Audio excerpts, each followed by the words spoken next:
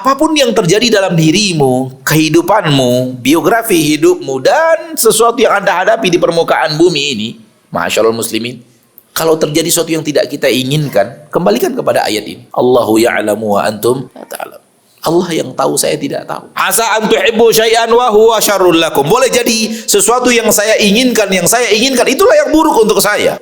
Wa asa an takrahu syai'an wa huwa syarrul lakum. Boleh jadi ada sesuatu yang buruk yang terjadi pada diri kalian, maka ternyata itu adalah kebaikan untuk kalian. Tidak sedikit dalam hidup kita yang singkat ini, kita bertemu beberapa orang yang mendapatkan hidayah dalam penjara. Ada kejadian dalam hidupnya, ada sesuatu yang terjadi dalam hidupnya, dan akhirnya diputuskan masuk penjara. Dan tak ada yang merasakan pedihnya hidup di penjara kecuali orang yang sudah di penjara. Kalau kita ini ngomongnya enak, masuk penjara, kita nggak pernah merasakan pedihnya dalam penjara. Saya sekali ngomong lah sama orang yang pernah masuk penjara. Gimana sih penjara itu?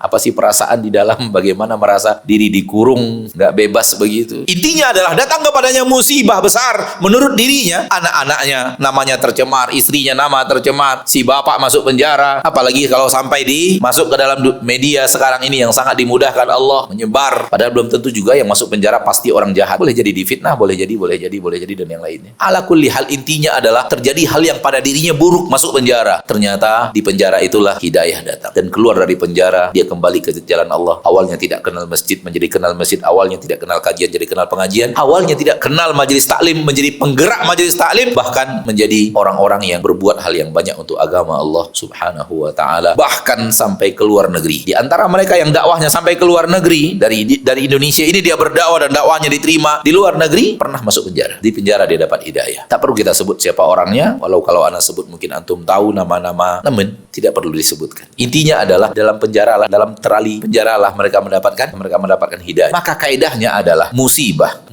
yang menimpamu, musibah dunia yang menimpamu, yang dengannya Allah berikan hidayah, itu adalah kebaikan. Musibah dunia yang menimpamu, yang dengannya hidayah menyapamu, itu adalah kebaikan. Dibanding Anda lanjutkan hidupmu yang tanpa hidayah datang dalam hidupmu. Jadi musibah dunia, kalau musibah dunia itu adalah batu loncatan dirimu untuk kenal Rabbmu, kenal Allah Tabaraka wa Ta'ala, dan kenal agama Allah Tabaraka wa Ta'ala, itu adalah kebaikan. Musibah itu sendiri adalah kebaikan. Bahkan apabila musibah itulah yang menjaga agamamu, menjaga hidayahmu, itu adalah kebaikan.